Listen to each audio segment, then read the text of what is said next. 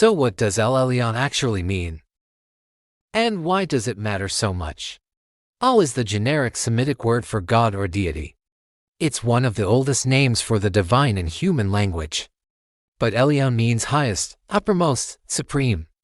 When you combine them, you get the highest God or the supreme deity, but it has more than that. It's a statement of absolute supremacy. It means there is a hierarchy in reality, and at the very top, above every other power, authority, throne, or dominion, stands this God. In the ancient Near East, this was an outrageous claim.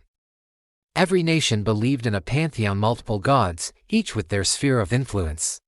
You had storm gods, fertility gods, sun gods, or gods. They competed. They had conflicts.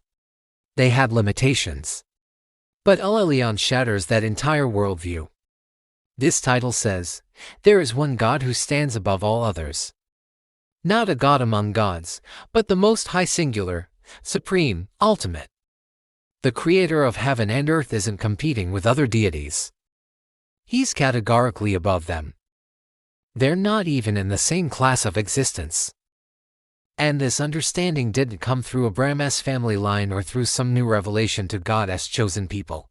It came through Melchizedek, an outsider, a Canaanite king priest, someone who had access to this truth before Abram's descendants would become a nation.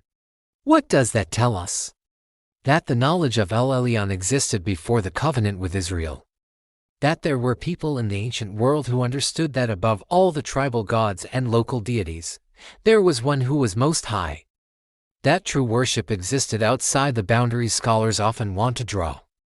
Here's where this story reaches across millennia and still impacts us today. This title, Elyon, appears more than 30 times throughout the Old Testament.